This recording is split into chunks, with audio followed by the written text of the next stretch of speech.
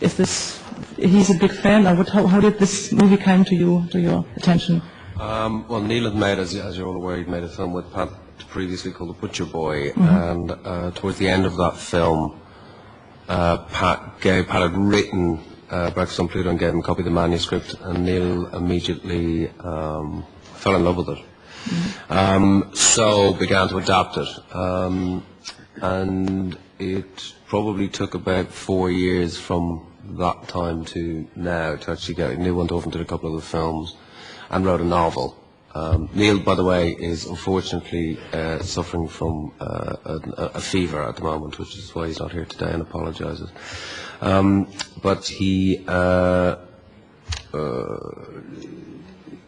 basically, after the novel, he, in fact, Cillian and I got a hold of him and dragged him basically along to convince him to do the movie at that point. So that was how it came about. Was it changed much, the novel? Yeah, there's actually quite, I think, quite a big leap. Frankly, it's the film is much warmer than the book. It's much funnier. It's less. In a way that they softened an awful lot of the hardness in the book, and it's less violent in its tone, I think, and therefore more accessible. I think the underlying messages are still the same, but it's just a more accessible piece. I want to ask you something about your character. Do you think that at the end of the movie, do you think it's a happy ending for Kitten? Yes, I do, absolutely. I think that, in the end, people have talked a lot about the film, that it's about innocence, and if you want to continue that through, you can say that it's like the triumph of innocence. At the end, Kitten finds this kind of prototype nuclear family through Liam's character, and Charlie and the baby. So ultimately, yeah, I think it is a happy ending. And again, it's a more positive outcome than was in the novel. Can you tell us how you found this novel or this film? How was you? Well, I had read the novel when it came out and when it was published, and I'm a big fan of Patrick McCabe's so books. you knew it. Yes, I did. I think it was published in '98. I think something like that. '92, I think. Oh, was it? All right, that early. Well, I read it whenever it came out, and I also like The Butcher Boy. It was one of my favorite films. Neil and Pat's previous collaboration, and so I did a screen test for Neil in about 1999, and then he went off, as Alan said, and made other films and wrote a novel and stuff, and myself and Alan made a film with him called Intermission, and during the course of that, I suppose I kind of pestered him, about this film, and because I was aware that it's a tremendous role, and that roles that good don't come along that often, and he's one of the best directors in the world, and so I think you have to go after certain roles, and Alan felt the same, I think. It's a great role. How did you prepare, not only for playing in costumes and high heels, but also with a different kind of voice, but also with all the really serious and sometimes sad stuff that is involved with the role? How did you prepare for that? Well, I used the book as my kind of primary source material, and I spent a lot of time reading that, and then I went out and I hung out with some transvestites in London, went to clubs and things, and then I, kind of immersed myself in the music of the era and the politics of the era, and then combined with, spending time at Neil, we tested all the looks, all the costumes and the hair and everything like that. And it's just a process of elimination for the physical side of things and the look of the character, and then for the soul of the character, that was more down to me. And finding the voice, again, that was a process of elimination, because he wanted to be feminine as opposed to an affectation or effeminate, or, so that was really how I approached it. The chapter titles in the movie, are they from the book also? No, I think... Well, those added to it, and in a way it's sort of almost like a personal diary. Yes, that's what it looks like. That Neil felt would, because the story is, it's a journey that Kitten is on, and it was really to give it some kind of basic structure, if you like, that would just we hit chapters as we go, if you like, in his voyage. And how did you get Brian Ferry to play such an interesting part? I've been asked that question before, and the really simple and kind of smart arse answer is that we just asked them. But that's what we did. You want to play a crazy... Yeah, I think there was, because he's a English gentleman type, he turns out to be psychopathic killer. There are plenty of those sort of English character actors who would be sort of obvious casting in a way, and they was looking for something that wasn't obvious. So I think when you see Brian Ferry, you clearly don't know that you're not going to guess what the outcome is. I thought it was a very smart piece of casting, and he was a treat. It was great. It was the first piece of acting that he'd done, and it was a real treat for us. Yeah, it's great because you can't believe that it's him. I was like, yeah, it can't be Brian Ferry, but he looks like. I think that's it. You're kind of looking for about a minute, and you go, Jesus, it is Brian Ferry. Yeah, I waited until the movie was over just to see if it's him or not. And there's talking about music. There's another Gavin Friday is also in it as this Billy Mohawk guy. He reminded me of a 60s or 70s band called Screaming Lord Sutch. Is there something? Yeah, well, Ireland had this strange phenomenon in the 60s and 70s. It was really killed off with the advent of disco. And every town in the country had a show band. And it was because there was no television, etc., but there were big halls. There were plenty of these bands that just toured around the country all the time. And the Mohawks, the band, is a sort of a mishmash of a lot of different bands at the time, but Gavin was in a band called the Virgin Prunes, some of you may be aware of, and which was, a very sort of revolutionary art punk type band. So he has performance in him, And talking about the music, it seems like the music is very important. It's a kind of second language or something in the movie to me, because it's almost as if like the music is telling a story with the lyrics and stuff. For example, for you, Mr. Murphy, did you like this kind of music before, or could you understand the way the music tells the story, the special kind of 70s, sometimes very tricky music? Yeah, I think that what Kitten does is because her environment is so brutal and that what she does is she kind of escapes into this more sort of saccharine and sweet, fluffy music, and invests a huge amount of, Bobby Goldsboro and Sugar Baby Love and songs like that for her are an escape from sort of the realities of what surrounds her, Where did you shoot the movie? We shot it in Ireland. We shot it in three different, Kilkenny, Dublin and Belfast, and then we shot also in London. And the Wombles scenes, for example, is there still a kind of park with Wombles, or I hope not? Yeah, real Wombles. And we actually shot that piece in Dublin, I think. There's a question over there. Hi, Andy Dugan from the Herald in Glasgow. It's a question for Cillian. I think you grew up in Cork, is that right? Yeah. Which is, a rural part of Ireland. In wanting to be an actor coming from Cork, whether you could appreciate Kitten's status as a sort of outsider, because not that you wanted to dress in women's clothes, but there wouldn't have been many actors coming from Cork at that time, I would have thought.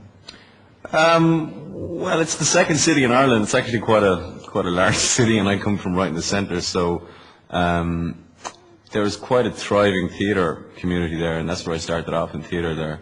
So it wasn't sort of unusual to. I mean, I don't believe that one has to have find parallels in your own personal life to play a character. I have very middle class parents of teachers, so I don't. I mean, this character is an orphan and there's no sort of foundations in her life, so that's what drives her. So I couldn't really. I don't feel the need to draw part character, If then there's only a limited amount of characters you could really play, Another question over there? Yeah, hello, Nils from Norway. Thank you for an original and funny movie. I got a question for Cillian. You said you spent some time with the transvestites in London to prepare for the role. Can you tell us a little bit more about that? And also, did you learn anything new about transvestites? Well, I think what became clear to me after spending time with them and spending time with the character was there are two things that they want in life or desire in life are very simple and not that big an ask really. It's just to be loved and to look pretty, and it's amazing how that can generate such offense to people on certain occasions. And I found that quite interesting, and I also found that they were hugely protective type of people, and very warm and very witty. They're witty because they get screamed at on the street all the time, so they have to come back like that, you know. And yeah, I just found them to be lovely people, you know. And it's not about trying to shock; it's about self-expression. You know? There's another question on the left. Damien McGuinness, BBC World Service Radio. It's a question to both of you. At the festival, there are quite a few films which are dealing with transsexual or intersexual issues. Why do you think this issue is coming to the fore now? I mean, it's a hard question to answer, but just any sort of ideas that just might pop into your head. I'm not sure there is a direct answer, except to say that maybe we can, you know, except to say that it's becoming, you know, you know, when you're making a film, you battle the powers that be and the forces that exist to get the film made, and one of those is about how we will reach an audience and how an audience will respond. And I think that it is possible that maybe we've reached a point where you can make films like this and you can reach an audience, because an audience has matured in a sense and is open-minded enough to be able to digest it and, without hysteria. I think that's possibly the reason, although I'm sure there are many others. Yeah, I think I'd agree with that, but I also think that if you look at the films, if you're referring to Brokeback Mountain, if you're referring to Capote, and they're all based or take their inspiration from novels, you know. I also think it's a really, really good sign that they're just good stories, but they happen to investigate sort of that side of life, or a side of life that most people aren't aware of. I think that's a brilliant sign. You know? I think it's important that films like that are made, but fundamentally they're just good stories, I think. So Mr. Murphy already said that you wanted to make this movie because you read the novel and you liked it. And so a question to Mr. Maloney, the other actors, can you say something about the casting? Was it easy to get them, or how did it take place? It was actually. I mean, Neil obviously has, you know, he has such influence, I think, in a director that actors want to work with him. Mm-hmm. That's the first thing. It was an extremely well wrote script.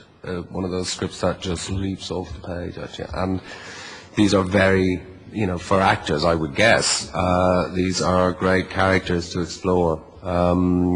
So, you know, Liam responded immediately, Stephen responded immediately, Brendan responded immediately, Gavin, and so on. So it was not a difficult film to cast in that sense. There was an enormous amount of, I think, goodwill towards the project. I really liked the kind of dream scenes, like, for example, the birds that were talking to each other, or the scene at the beginning where Kitten is thinking about what happened to her, to his mother and the father. And is it the same in the book? That are there these scenes that are only happening in his head, or only happening in the readers, or the what Well, yeah, I mean, the function of the Robins was to do precisely that, which was to because in the book it's internalized. So you know, you know, we knew that people in the village were talking about him. Yeah. The Robins was simply a device that enabled us in a number of ways. A1 to know what it meant that the people were talking, give the backstory, and B&C to allow the audience to appreciate what world this film inhabits. You know, animated robins whistling with subtitles clearly indicates to you that you're allowed to laugh and that this film is in a particular place. So, I can't remember the question. The other question was the other scenes that are only happening in Kitten's head, like when he thinks about what happens to his mother, or this dream scenes. I want to know if they're in the book. I can't remember. Yeah, I think if the scene you're referring to, yeah, when he's writing the account of that, I think that's his sort of sort of, you know, his version of events, which he becomes to realize aren't actually his version, aren't actually the real version of events, you know. Any other questions? One over there. Can you hear me? Yeah. Yeah. I'm sorry. I mean, there are issues like the church, there are issues like IRA, and I wonder, is it kind of fighting with like ghosts of a past decade in a way? If you look at like the Celtic Tiger and all, like has moved on a lot. Like, how was that to kind of go back to some things that are maybe not there anymore, or are they? I think that, I mean, obviously, Well, I think we have been exorcising demons through our films, through our cinema in Ireland. And I think the time has now probably come where we can move on from that. What this film does, I think, for a contemporary audience is, in a way, communicate how we as Irish people feel about that past, which is that violence was silly. It was a waste of time. That the hold that the church had on the country was a negative hold. It was not a healthy thing. And I think that, in a way, in a sense, that this is, it's almost the conscience of a contemporary Irish audience, if you like. It represents that, I think. When Kitten takes those guns and throws them into the lake, it's a very clear signal of what the film is saying, I think. And I think it's a very clear indication of what a contemporary audience in Ireland certainly feels about things. I mean, if you look at the portrayal of the Catholic Church, and if you look at Liam's character in particular, he ultimately becomes the hero at the end, because he saves Kitten and he saves Charlie and her baby, and it's a very progressive or positive way to look at the church. You know what I mean? So I don't think the Catholic Church has taken a battering in Ireland, and deservedly so in some respects. But this is saying very good things about Liam's character if he is a representation of the church. Could you please use the microphone? It's playing in Ireland at the moment. So, did you get any reactions as yet? Oh, very positive. It's doing very well, and it's got an extremely positive response. So, do you have any more questions? So I have another one, the last one to Mr. Murphy. You have been here some years ago with Disco Pigs, and now you're here with this movie. Are you planning any future projects and plan to visit us again, hopefully? Yeah, I'd love to come here again. I completed 2 films last year. Completed a film with Ken Loach, also about Irish politics, I suppose, but more overtly about Irish politics. And then I finished a science fiction film with Danny Boyle. So if you'd like to invite them here, I'm more than happy to return. So. Okay, so thank you very much for your interest in the movie. Thank you for this wonderful movie, and have a good time. Thank you.